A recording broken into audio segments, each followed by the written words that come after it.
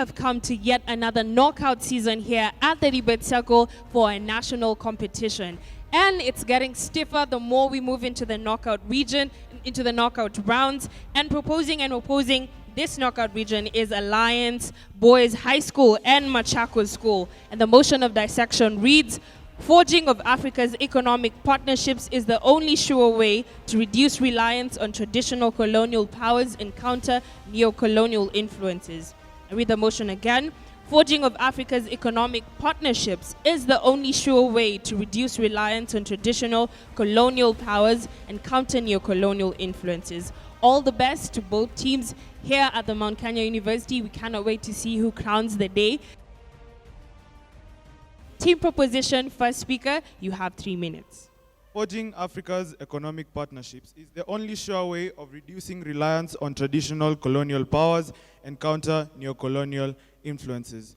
Opposing this motion is like taking a piece of paper and putting it above your head and saying, when the El Nino rains come, I shall be safe. It's insensible and impractical.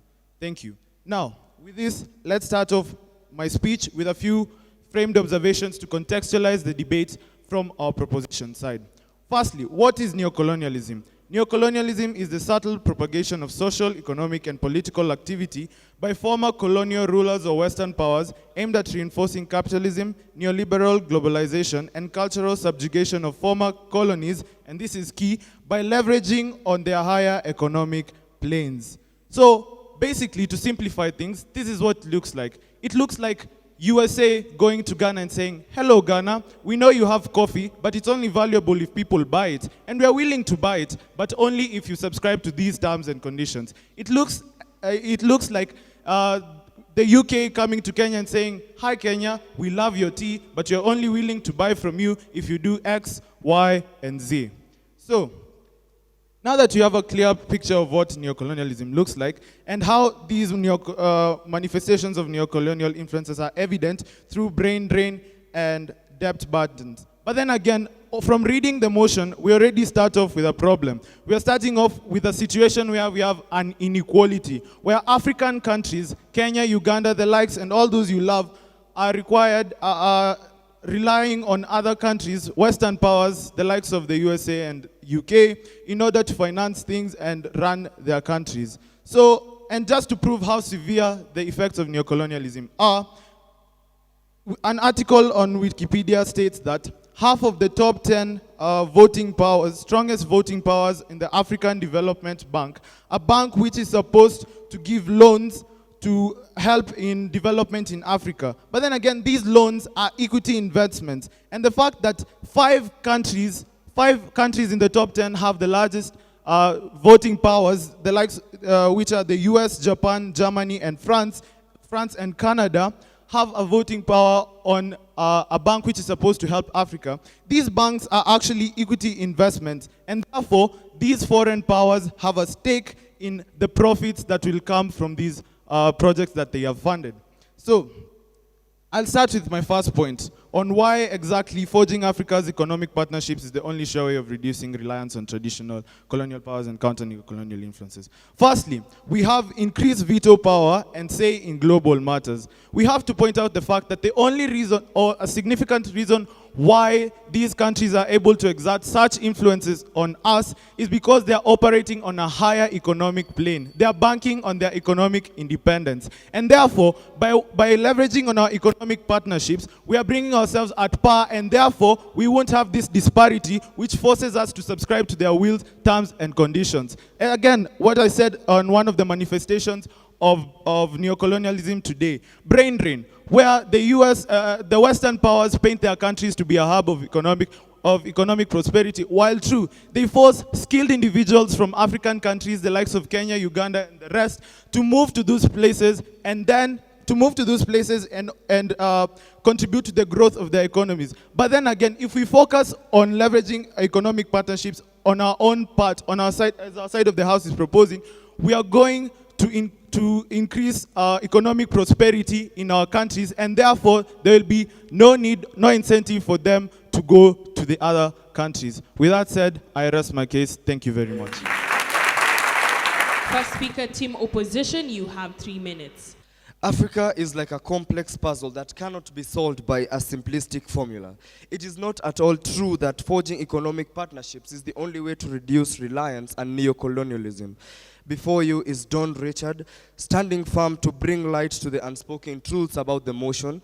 Forging of Africa's economic partnerships is not the only sure way to reduce reliance on traditional colonial powers and counter neocolonial influences. First of all, I wasn't satisfied with some of your definitions.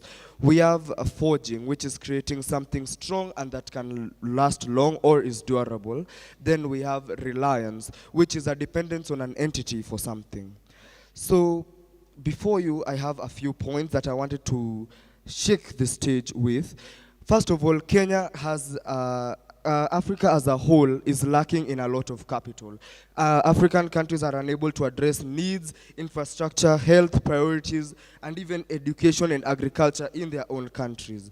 Why remain with oil while we are unable to process it? Why have land which we are unable to utilize because of lack of machinery and the sort?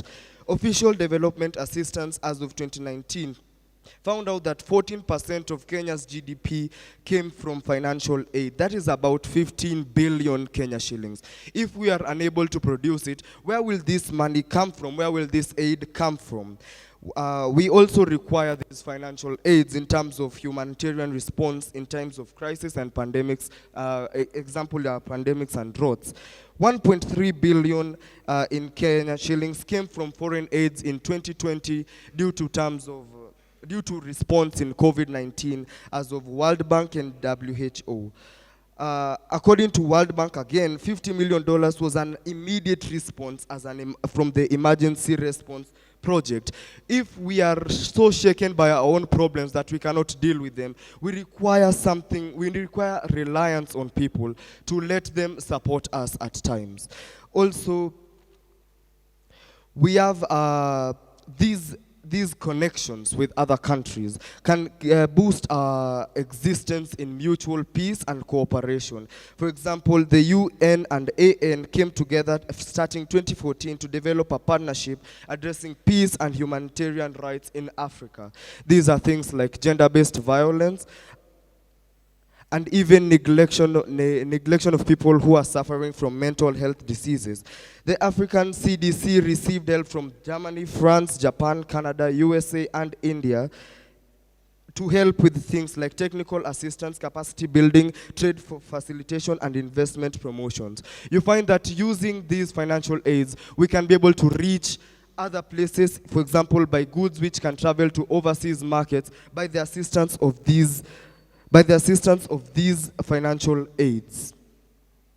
Without the humanitarian responses that we had previously, we would have suffered greatly and we would have not had the chance to come back up if not for the people who assisted or for the countries who assisted us before. It also brings us a peace. It also brings us a certain link with using regional and international trade. This assists us for our goods and services to reach overseas markets that we cannot access without assistance from other people. For example, is tea and coffee that is produced in Kenya, reaching other regions, example are Europe, Australia, and even USA. Second speaker, team proposition, you have 3 minutes. Okay, first of all, now to nullify a claim that they said that our approach is simplistic in nature. First of all, that is wrong, and my entire presentation is going to be proving how that is true. Number one, in my experience in debating, every motion tries to solve a problem. And with this one, it's about inequality in Africa. How inequality in the world, how Africa is disadvantaged when it comes to matters economics and how this manifests itself in political planes and social planes. That is the problem and that is the burden that both houses here have to solve. Now, what they came and told us is that we depend on these countries. What would we do without them during COVID? First of all, to point out that while this is true, the motion is telling us to reduce reliance. But when we look at matters today, what problem are we trying to solve? Over-reliance. That is how neocolonialism now seeps into how Africa deals in its affairs. Over-reliance. So our side of the house is trying to reduce it because we understand fully that the world is a global village. We will rely on each other. We rely on our economic capital, we rely on our intellectual capital to solve the problems that we are going to encounter each and every single day. But when we over-rely on one party, then we now get the sediments and now the manifestations of the sufferings that Africa has today. So, number one, to point out on what they said on humanitarian aid. First of all, this aid that they give us, it comes with condition. How is this true? Because at the end of the day, we end up adopting policies that do not necessarily have our best interests at heart. Because remember, like my first speaker said, these investments are equitable in nature. They are going to have a stake at the end of the day. It's not a matter of goodwill. There is no goodwill when it comes to economics. It's a matter of who gets what at the end of the day and how much you have. Do you think by giving us crazy loans, by giving us all this, that they have our interests at heart? Because a recent example is that Moody's rated Africa's debt taking capacity at B3, and they also project that we have a negative outlook on how we are able to pay our debts. But then the other day, a Bretton Woods institution, the IMF, approves a 120 billion loan to Kenya. So if you see Africa's economy is battered, and you still you continue giving it more loans. What does this prove? You want them to over-rely on you because they need your money. They cannot generate capital on their own because of the nature of the relationship that you two have. Now, on to our first point, how economic corporations now reduce reliance on these traditional colonial forces that we are dealing with today. Number one, resource utilization. How is this true? When we form strong, because like you said, forging is creating something strong. When we create strong economic corporations, we are able to give Africa a competitive advantage in the global scale. How is this true? Because we are able to drop quotas inside Africa, we are able to ease the procedures of goods traveling within Africa, we are able to remove bottlenecks and barriers. And what does this do? It increases intra-African trade. Therefore, we are able to market ourselves more competitively without depending on one party or the other. Number two is reducing Africa's economic vulnerability to the world. Now, how is this true? Because look at the nature of external borrowing, high interest rates. And then we have the addition of high value collateral, where countries are willing to put assets which are of much value to their economies at risk at the sake of just getting money, immediate money, which they're very willing to give because they know at the end of the day, we are going to come back to them to renegotiate these policies to favor them. And last but not least is self-sufficiency, because we are able to now depend on ourselves as a continent, then market what we have to offer to the rest of the world. I'm on Kiprotich, side proposition. Thank you. Team opposition, second speaker, you have 3 minutes. Hear ye, hear ye. It is imperative that I inform thee that colonialism never ended. It just changed form. Gracing your presence is Ephraim Kiari from the Machakos School, standing firm to oppose the motion that states that forging of Africa's economic partnerships is the only sure way to reduce reliance on traditional colonial powers and counter neo-colonial influences. For a second, I sat back and smiled. You might have just joined our side. You have clearly indicated that we are clearly relying on these traditional colonial powers. Are you insinuating that if I go down on my knee, since I rely on you to get even a small piece of food, since I rely on you, is okay? I could go outside there and get a job. It's not a must that I rely on you. There are better ways I can improve.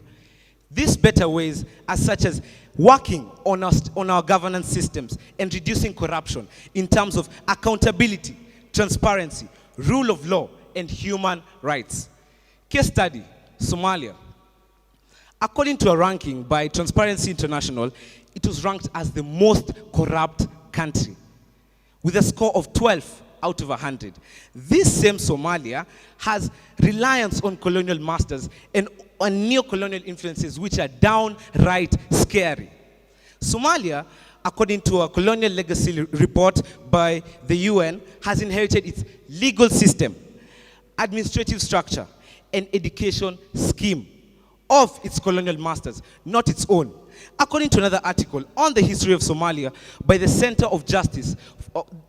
for Justice and Accountability, Somalia depends on many, many countries for economic assistance, trade, and investment. This same Somalia could work towards its own factors that could lead to its growth, such as livestock, remittances, and its telecommunication industry. If it could be firm and say, yes, I am Somalia, I can work on what I have, rather than relying on what these other people have, we'd be talking of a different story here. Second, another better way to reduce this reliance and counter the neo-colonial influences is by change of mindset. In the past, they put us in shackles. Right now, they cage our brains. A simple question to the audience.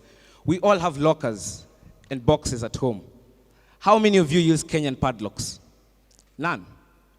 Again, if we are to tell each person here to stand up, show a piece of Kenyan clothing, and let it be the only remainder on them, most of us will be styling their birthday suits. Matters films. We're looking at Hollywood films rather than appreciating what we have. The tragedy of the African is that he has not realized how much he has been colonized. And if we keep putting our brains on their side, being brainwashed, when will we develop? When will we rely on ourselves? When?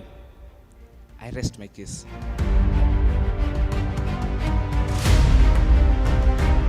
Team Proposition have been tasked to validate. In their proposition to sell tea that's locally made, would it be more profitable to sell it locally or to export it?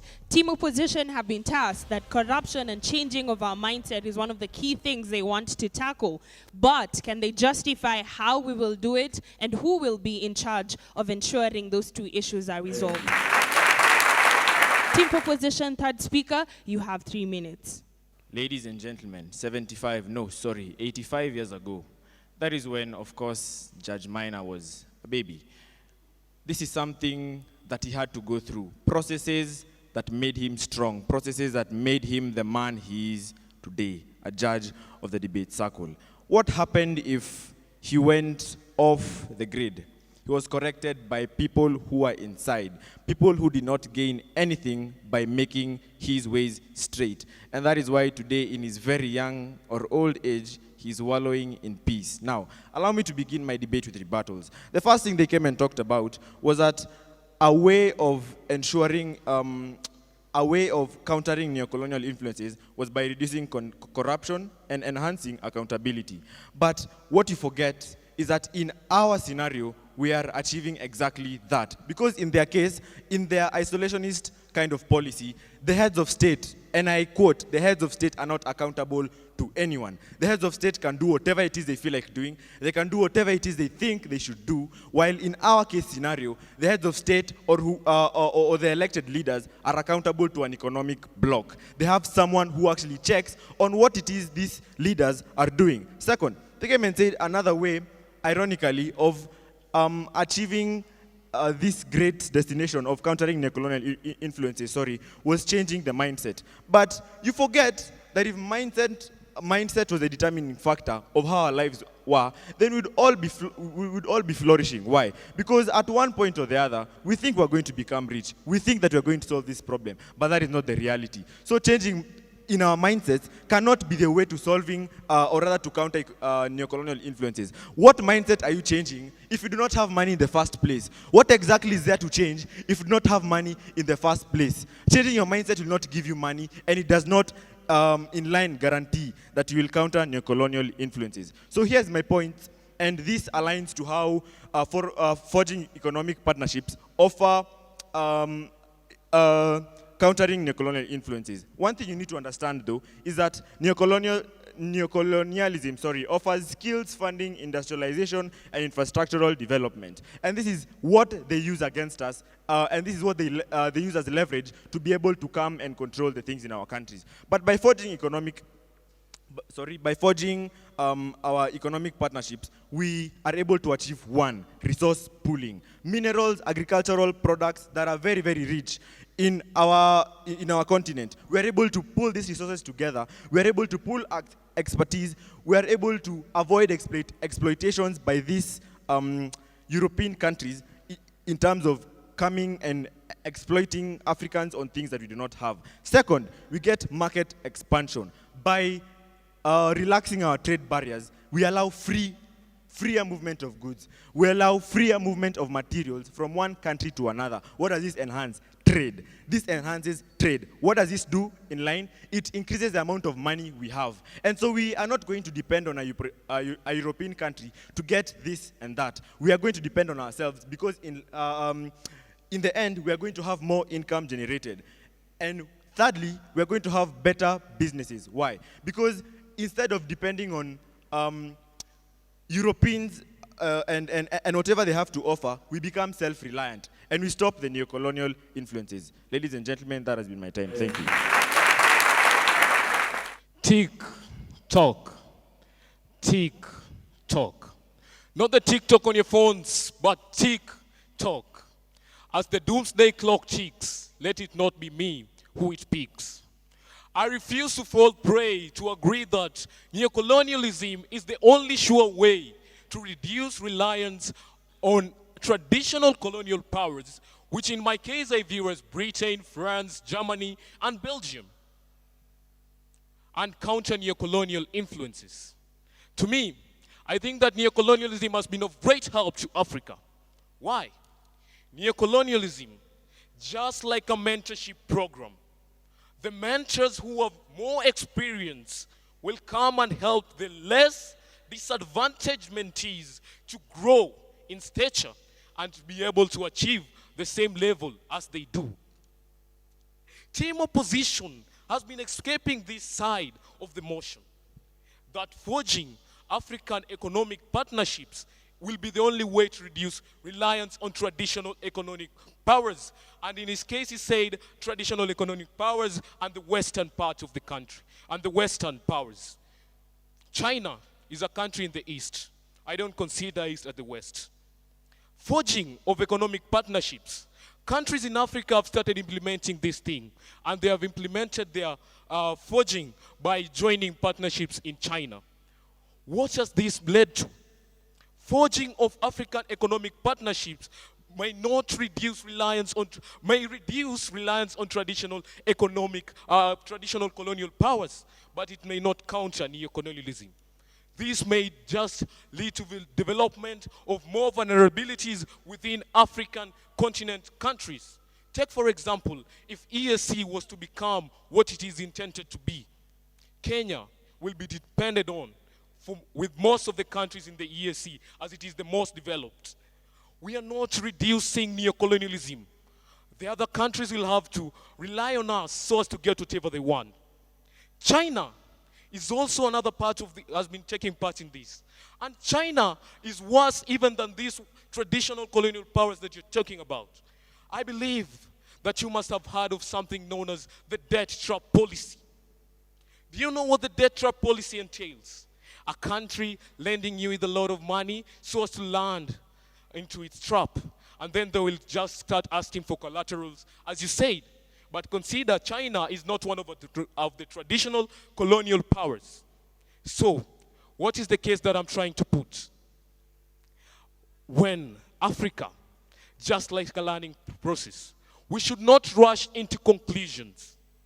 Africa has had many benefits from these interactions with its former colonial powers, such as access to different technologies, finances, and enterprises.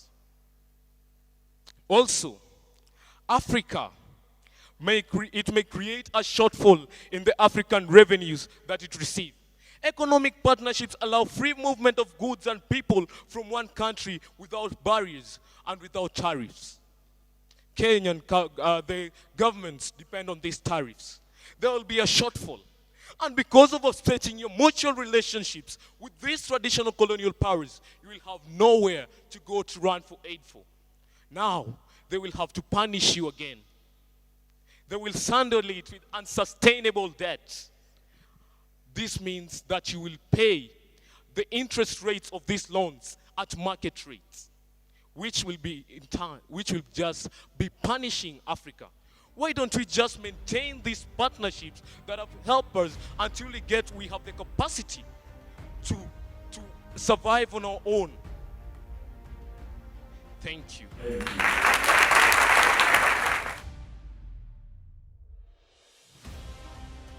opposition presents us with a very difficult situation because they tell us that we now have to depend on aid that they're going to be giving us. But now your solution is that we should just cow down and we should maintain these relationships, because if we try and step out of the bounds of what we have already established, that we are going to suffer more. Well, this side of the house says, away with that. What we are presenting is a new solution, a way of us depending on each other as a continent. How is this so? Because number one, we came and talked about resource utilization, because according to the Africa Business Magazine, the DRC alone is able to produce 50% of the world's cobalt. South Africa is able to produce 50% of the world's manganese, and Gabon is able to produce 15% of the world's platinum. What does this tell you? That Africa has potential. It's not that we can't step out of the situation that we are in right now. Who says we have to go for loans? Who says we need all the money that they have? Why not generate it ourselves? And the only way of doing this, the only way of countering neo-colonial forces in African policies, is by creating viable, strong economic partnerships and cooperations.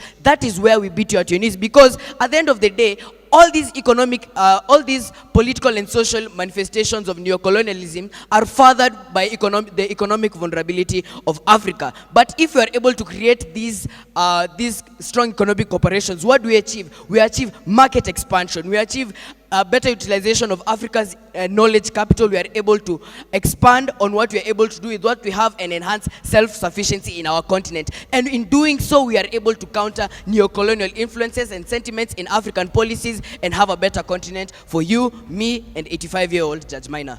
Have a nice day.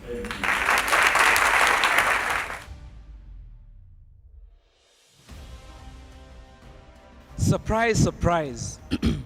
I am an African. Nobody cares about us. You mentioned that we are smart. Then why are we still in this predicament? You mentioned that we are depending on each other. The business we indulge in is not what we see. The transactions, the signed agreements, the handshakes. It's the backdoor, secret talks. If you highlighted that, you'd have seen that this forging is not the best way. They are smart. They will keep driving their spears, swords, and bullets of reliance on us, and deep cuts of neocolonialism, which leads to financial hemorrhage and later economic anemia, where we are back on our knees begging for more financial aids.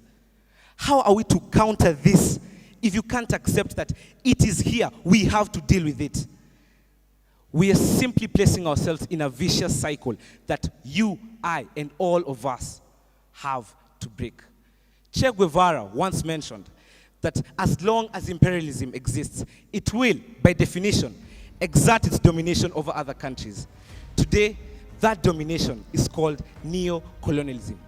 Break that domination by other methods rather than the forging of these African economic partnerships. Thank you.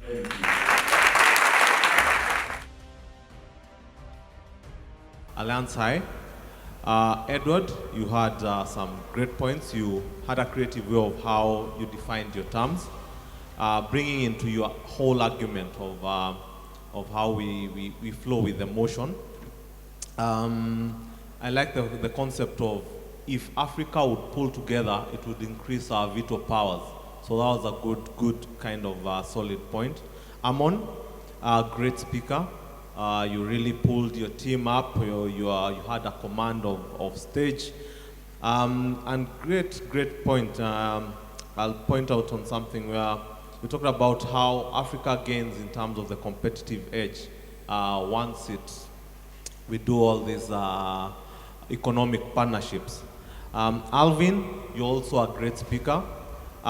In particular, I really liked how you used your gestures. That was very good. It's part of what we score when you look at style and presentation. So that was very good of you.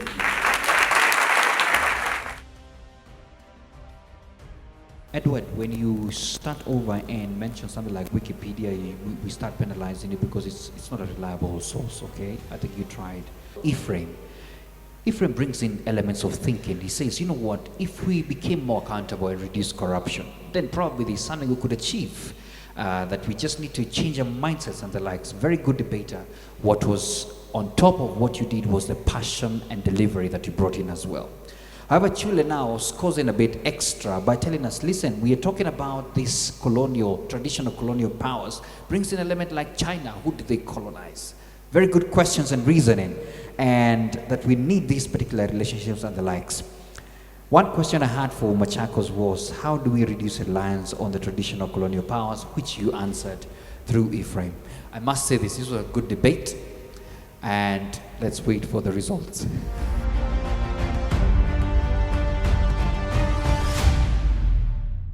I personally feel like I'd like a part 2 of the same really passionate speakers, but allow me to move straight to the judges' desk. And the judges have awarded Machakos Boys High School with 75%. A round of applause, please, for Machakos Boys High School. And the judges have awarded Alliance Boys High School with 73%. And the winners of this debate are Machakos Boys High School.